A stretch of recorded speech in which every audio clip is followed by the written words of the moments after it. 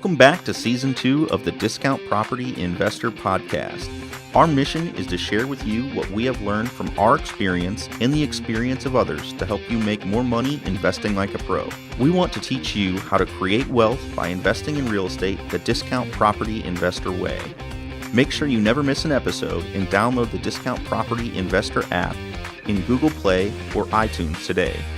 To jumpstart your real estate investing career, visit freewholesalecourse.com, the most complete free course on wholesaling real estate ever. Thanks for tuning in.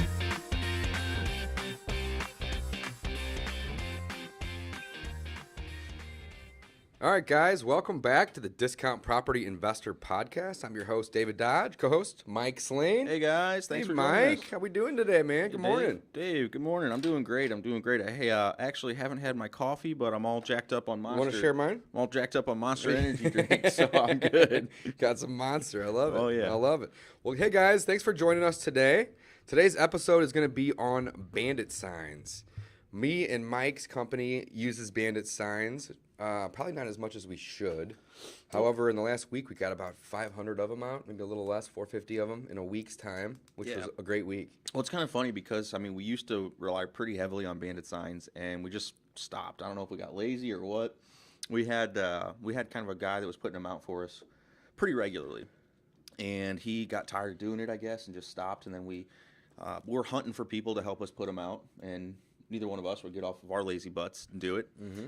But we were using other people and relying on other people, and we just couldn't find anybody that was willing to put them out consistently for us. Right. So that's true. So our business, we had used them a lot in the past, kind of fell off. We weren't using them as much, didn't have as many leads coming in from it, and it really was a weakness. So we upped our Bandit Sign game. We did. We upped it a lot. Yeah. So we've got, and it was pretty simple too, Dave. You took the initiative and put a post on Facebook, man. That's all I did. I put on Facebook and I said, anybody looking to make $200-300 in a day, hard worker, 6 to 10 hour day, but you can get paid cash.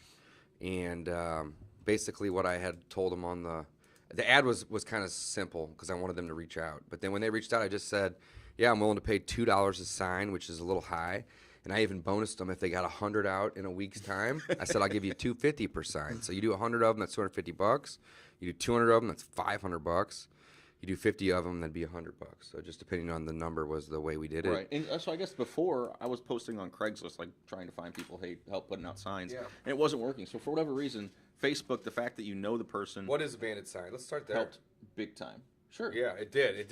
And it helped me just connect with them for free too. So what is a Bandit Sign, Mike? So a Bandit Sign is pretty simple. It's just a sign that says, again, it's your marketing message with your phone number on it that you post on the side of the road. Essentially, it's in a place that the reason it's called a bandit sign, or the reason that we refer to them as bandit signs, is because you're like a bandit. It's not necessarily supposed to be there. It's kind of guerrilla marketing. Yep. You go out and you slap a sign up on a light pole, or you get the stakes and you stick them in the ground. So Dave's shown us some great examples here. We've got. So if you're watching the video, you can see I'm holding up a bunch of various signs. If you're just listening, Mike's explaining it to you. But exactly, they're just cheap little corrugated plastic signs.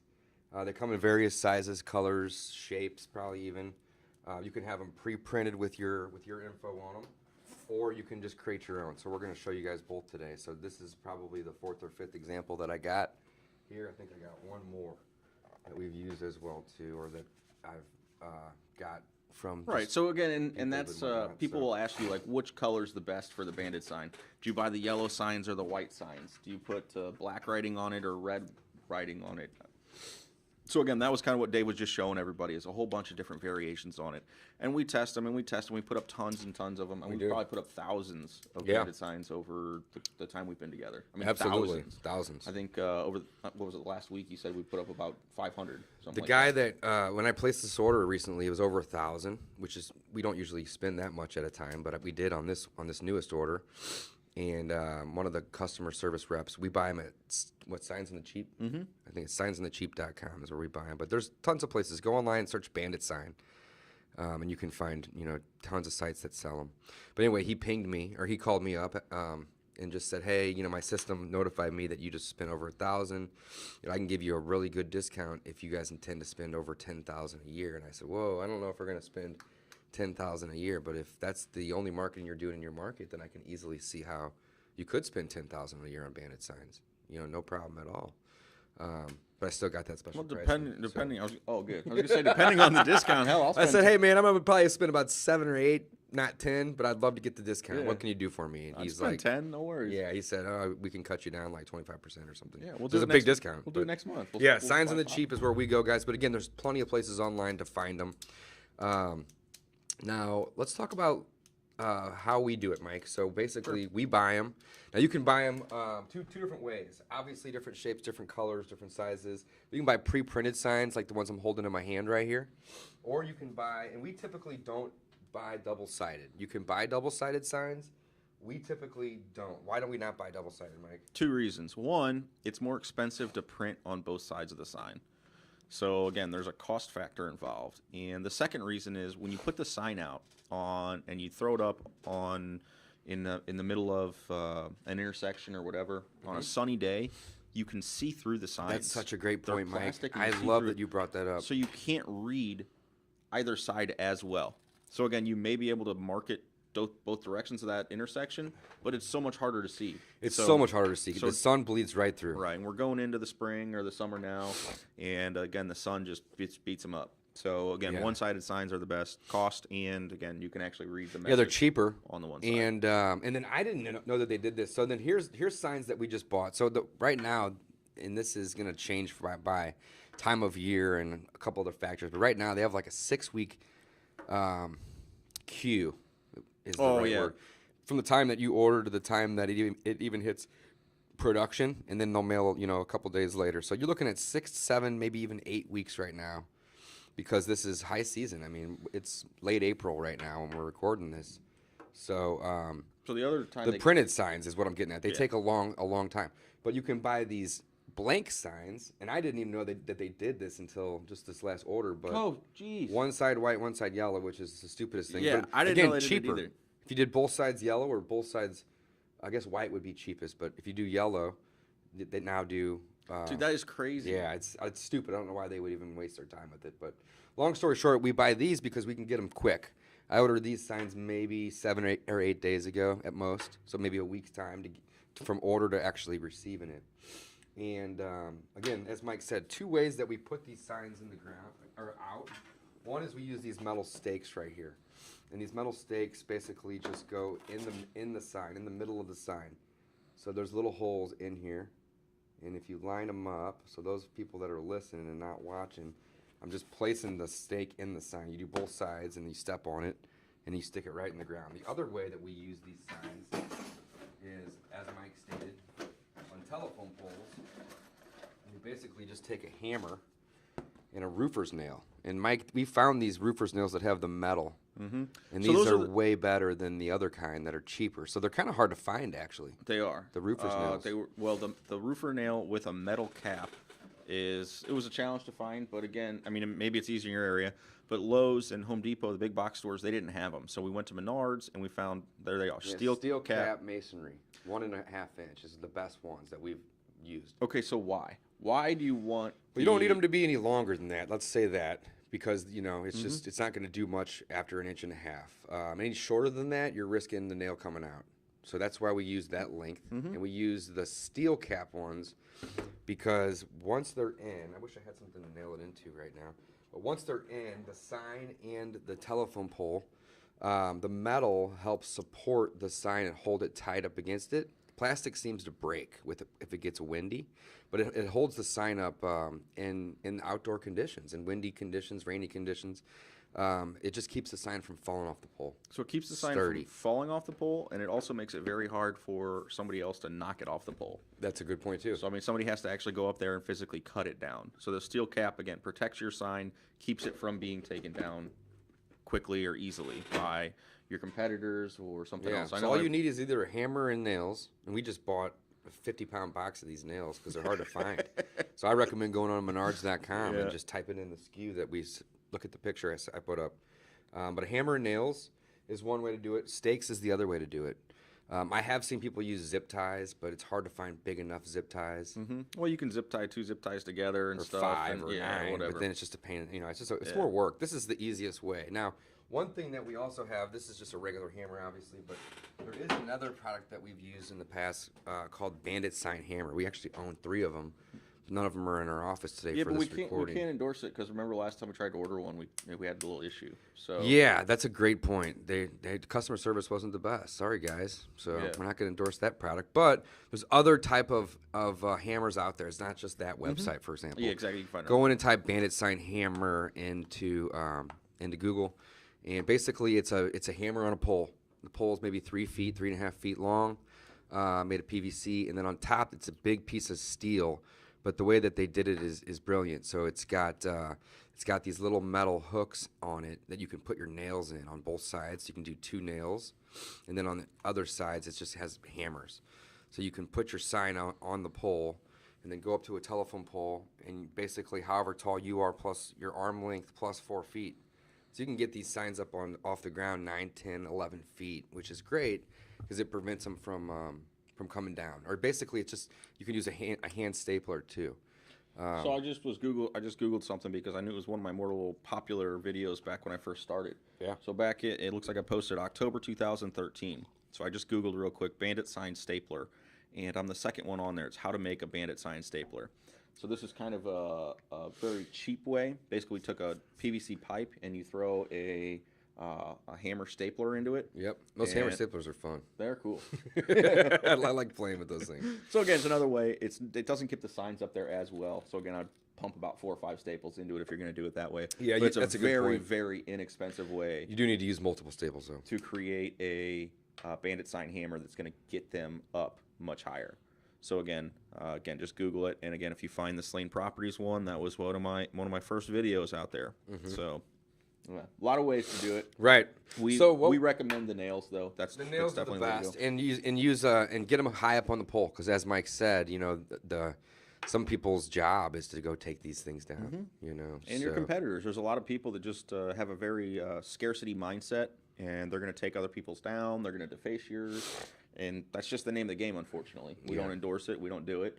But yeah, you're going to get that. So, get them up high so people can't mess with them. Yep, you got it, guys. So whenever you're ordering these signs, they come in multiple shapes and sizes. I'm not sure so much shapes, but sizes.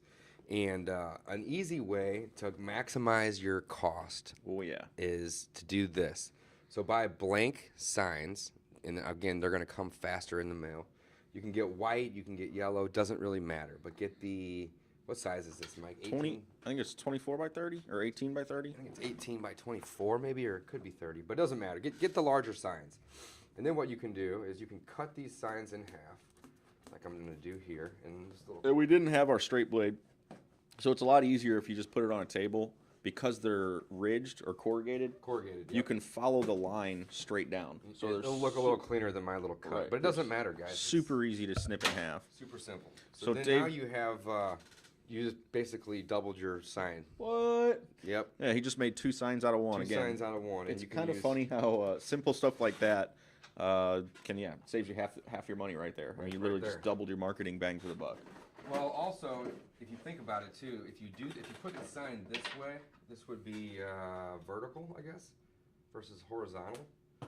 You have less of a risk of wind catching it because it's not going to be sticking off your telephone pole quite as much. And one in the bottom, one in the top with your nails, or you can use stakes. You can use stakes this way. You can use stakes that way. I guess you have to go one way because the corrugated. Depends on what you order. So you can depends on where you cut it. Really, Yeah. But I mean, this is how simple this is, guys. You just write something like "We buy houses," and then you just put your phone number really large: 314-555-5555, or even make it on 2 different lines. And that's it. That's all there is to it. Simple. You don't need to overthink it. Maybe you try to get a big marker, the biggest marker you can possibly find, maybe put the phone number on 3 different areas so it's larger. I was gonna say exactly. The You wanna try- larger the better. This is actually pretty small. I did it quickly. Right. You want to use but- as much of the sign as you can with as few words as possible. Right. Because again, you want people to be able to see these from the road. I mean, they're going to Maybe be do it like this. they're going to be a minimum of 30 feet away from the sign. So again, you want to make it real big so that people can see what you've written on the sign. There you go. That's looking better. That's looking better, Dave. My handwriting's pretty bad, but maybe you do it Oh, like yeah. this.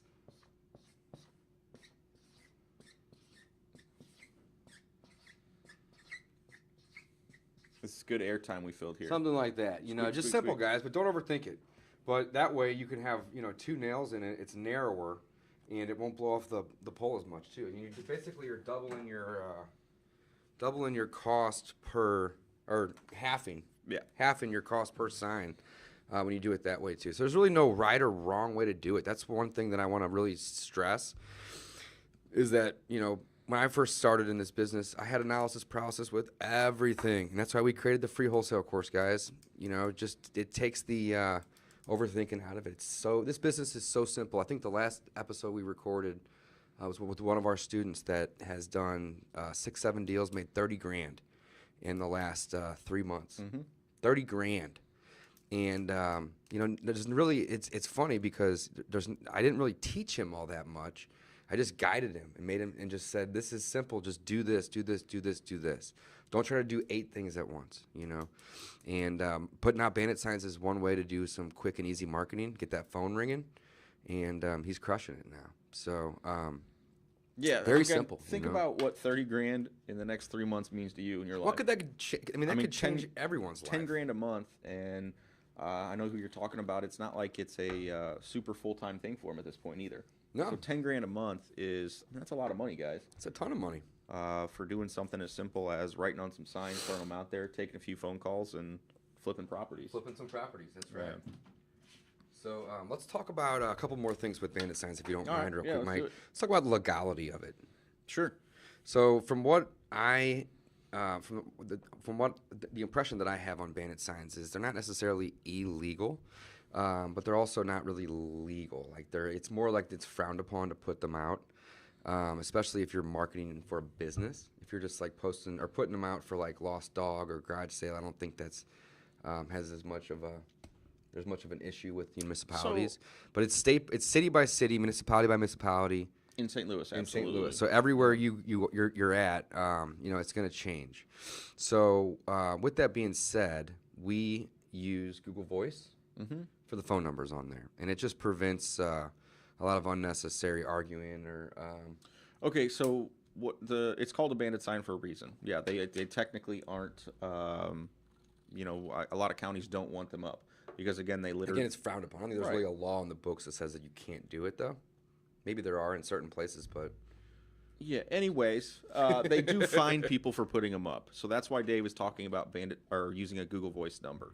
So again, you can help yourself avoid possibly being fined, harassed, essentially. and fined, right. Again, if they look up your number and they find you real quickly, again, they're going to send you a fine in the mail if it is something that they fine for in your city or in your local municipality. But other areas, they don't care at all. Like I know places in South County, St. Louis, where we'll have bandit signs up on the side of the road. So you want to put these where people can see them, and they're coming to a stop.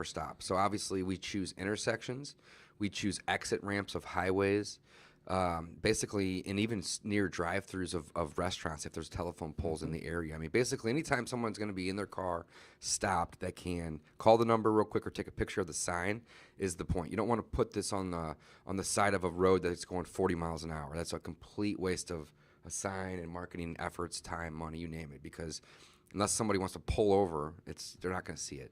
So put these in areas where people are coming to a stop or are already stopped.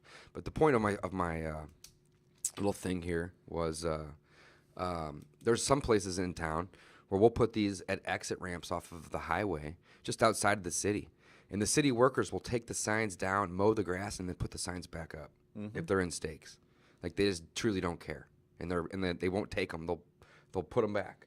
You know, Yeah, it's so weird. It's weird because then there's the other part of North County where you put one up, and you'll get a call 10 minutes later from one of the ward, or I don't know what they call code enforcement it. people Yeah, or yeah, aldermen, alderman. That could was be it. could That be was it. different people, right? Yeah, And and they some just people even have auto dialers, like the cities do, so where they'll put that number on an auto dialer and it'll call it every hour. So the reason we use Google Voice is, one, we're typically not answering these calls live because we're out putting up signs, and it's hard to do both unless you have a good team. But two, Google Voice will record voice messages for you. It'll also show you missed calls if people call and they don't leave a message. But another great function with Google Voice is you can block numbers. So if you do get put on an auto dialer, just block the number, and then it will prevent you from having 24 emails a day. Yep. Yep. That's. You know, I mean, so- we've done it. I mean, we've Yep. But cycled through a few different Google Voice numbers. Every time you end up getting a lot of the same code enforcement numbers calling you, and you block it. So basically, the message then Google Voice just says this number is out of service. right, just doesn't connect it. Yeah, that's the way it goes.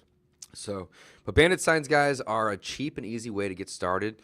I think it was the first thing I did when I got in this business because it's the easiest way to get marketing out.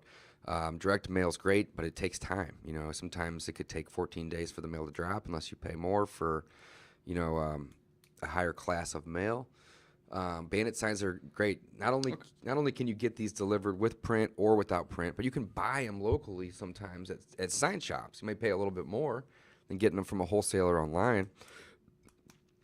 But long story short, I mean, if you wanted to get some Bandit Signs out today, you could find them in your town, go buy them, write with them on a marker, and get them out. It's that simple. It's that easy. You're talking a couple bucks a sign at most, unless you cut them in half. Maybe get them down to even less than $1 a sign. And you can kind of shotgun approach your marketing. Put them all over town. So let's recap then. And I know there's a couple other topics we need to delve into about Bandit Signs as well. So we talked about where you can get them. So we recommend going online. Dirt Cheap Signs. What was the other one? Dirt Cheap Signs, Signs on the Cheap. Signs Those are on the the two we Cheap. use. I know there's probably 100 of them out there. that So you can buy again, 'em look from. online. That's probably going to be your least expensive, even though the shipping is what crushes you. So that's why we do buy big in bulk, because again, the shipping is pretty darn expensive. So buy them online. We talked about writing on it and or getting them pre-printed. We talked about One-sided, two-sided. One-sided, two-sided. The colors. We've talked about putting them out there. Again, the stakes run up another $1 or so. So again, it's cheaper to Fridays. put them I up didn't on mention poles. Exactly. Okay, so where to put them out? We talked about where. So we put them in, like Dave said, busy intersections, but you want it where traffic stops so that somebody can actually see the sign, read the sign, write the number down, or call you. Quick thing about intersections is if you get a good busy one, you have 4 opportunities to put a sign out, one on every corner of that intersection. So you can kind of knock out. So we talked about where, so then Dave was just alluding to when. So when do you put them out? Our recommendation is, kind of like we said, it's called a bandit sign for a reason. We talked about the legality. Some municipalities take them down very quickly. Well, when do employees City of the government work? Monday through Friday from 9 to 5. So quite frankly, if you put them out on a Friday afternoon, you've got a pretty good chance they're going to stay up for a few days. I would say more like 10 to 3. Yeah, it is. City workers. It's funny because it's a joke, but it's also true. Like it really is funny. We've got some rehab projects going, and the code enforcement, they're just done. They're done after 3 o'clock. 3 They're o'clock not is- out there. all They're right. not. It's like Gotta go do my paperwork and yeah, it's hang interesting. out. So whatever. That's a Anyways, different topic. so- but yeah, put them out on Friday afternoons, Friday evenings, guys, because in the event that you do have high code enforcement or just a bunch of people that aren't interested in these signs that want to take them down, if you do it on a Friday, typically you can buy yourself the weekend. And it's kind of crazy. We'll go out and put out 100 or 200 signs. And sometimes before we're done putting out signs, some of the signs are down. People take them down within minutes. Other times we'll have signs that'll stay out for 3 or 4 months. So it just depends on where you're at. What I part had of one. town. I swear it was over a year That you- where the that sign you was saw up. Like it? literally, the sun faded out the writing That's where you couldn't awesome. read it anymore. And sometimes they'll stay up for a long time. Yeah. Sometimes people will take them down and cut the grass and put them back up for you guys. It's crazy. Yeah. But I think one of the main messages here, other than what, where, how, when of the bandit signs, is consistency, which is something that we haven't been very recently with them. We do have 8 other channels of marketing too, so it's not a huge deal. But if you are putting these signs out, it's best to put out maybe 20 a week for 10 weeks straight than it is to go put 200 of them out, in my opinion. Just because people will see the sign and they may or may not call it right away, and if they can see that sign 2, 3, 4, 5 times, you're basically touching that person with your marketing each time they see it. And the more times that they see it, the higher percent chance that they're going to call you. So let's talk about the numbers. Sure. That's a really good topic, I think, to kind of finish up here with. But, well, absolutely. We kind of talked about we were fading off, and now we ramped back up. Davey, we had some good results recently. We have, yeah. So we probably had, what do you think we put out? I think we put 450, a little over that number, but yeah. roughly in about a 9-day period. Okay, so call it a week. We put out about 500 signs, just roughly for easy numbers. Yep. So we looked in our system, and how many calls did we get? I believe it was close to 50. It's close in a week's time, guys. So we're going to get another, set of calls this week and next week and the week after. But this last week we got actually about 50. Surprisingly high number of calls in my brain, just because I feel like we have seen so many Bandit signs out there. Yeah, they're everywhere. Again, we got a really good response rate. So again, it's just that enforcement that, hey, we need to keep doing this, guys, because again, there's leads that are coming in from these, and you're going to get other wholesalers calling. You're going to get other investors calling. But again, we got 50 calls. So the moral of the story is we got 50 calls. How many leads did that convert to? And Dave, this is going to be your area, I think it converted probably to maybe between 5 and 7 like leads that we were interested in. Other people were calling, of the 50 calls, a couple of those people are calling saying take your signs down. Take your signs down. or hey, I got a house listed on the market right now. You interested? Well, no. You got an agent working with you and you're obviously not motivated. Thanks anyway. Maybe we'll take their number and name and put them in our follow-up system, call them in a couple months, see if they still have the property. But for the most part, of those 50 calls, we maybe had between 5, 6, 7 leads that were people saying, "Hey, I got this vacant house, or I inherited a house, or I'm getting divorced. What can you do?" So we would go out and we'd set 6, 7 appointments on those leads. Of those 6, 7 appointments, I think we got 1 property under contract and 2 or 3 that we're in the negotiation process with. So we're talking about $1,000 worth of marketing that we went out, manually hung signs up, and then waited for the phones to start ringing, and we got 1 deal that we'll make maybe $10,000 on, and 2 or 3 that we're in the negotiation process. I never like to say a deal we're going to make $10,000 on, we're going to make 20, because until it closes, you don't know. Yeah. But it's one of those things where, again, it's nice to look forward into plan out what your expected income is. That's true. You never know. We never like to say, oh, it's locked and loaded. I don't know. I'm just old habits. No, that's a good point. That's a good point. We don't know if what we'll make on that, but I'm guessing. Again, we've got several. We've got 1 solid one we're probably locked and loaded on, and then several other leads in the pipeline. Right. So again, it's all from just our recent what do you I don't even want to know what to call it. Just a refocus on putting the Bandit signs out. Yeah, getting back out there, hitting the streets, and just getting them up. So, but I'm pretty confident that we're going to do well in that. Yeah, I don't know about that 10, but it's going to be good. But we'll be okay. But the whole point is, guys, is this a numbers game? So if you put out 10 signs, you're not going to get 50 calls. You got to get 500 signs out to get the 50 calls, and then of the 50 calls, you're going to get 5, 6 maybes. And then of the 5, 6, you maybe get 1. You may not, but you got next week and you got the week after. Yeah, and it also, I guess, the 500 signs, it also kind of depends on how large your city is, too. Yeah. I mean, St. Louis, we're a pretty large area, 2.8 million. pretty dispersed. So, again, our city can handle that. I know we've talked to other students, and, again, there's not even that many places to put them. So, again, they couldn't even get 500 out if they wanted to. You got a town of 100,000 people. It's way different than a town of 2.8 million. I mean, so consistency, that is the key. I think we talk about that a lot. Consistent, persistent action. Get the Bandit sign. I know it's yours, buddy. That's my favorite. I love it. So we do that. We recommend you guys do that. Go out there, order some Bandit signs if you haven't before. Put some up. Just get started in doing some marketing.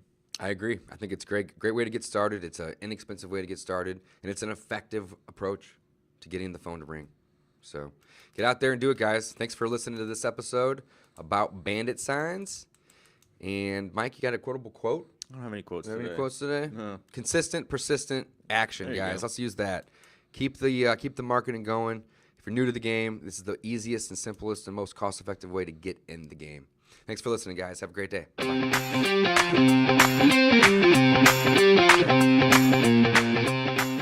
Thanks for listening to the Discount Property Investor Podcast. If you enjoyed this episode, please like, share, and subscribe to help us reach a wider audience. To jumpstart your real estate investing career, please visit freewholesalecourse.com, the most complete free course on wholesaling real estate ever. We would also appreciate it if you left us a review on iTunes or Stitcher. Thank you in advance for your support, and remember, you make your money when you buy, and you get paid when you sell. Now let's go build some wealth.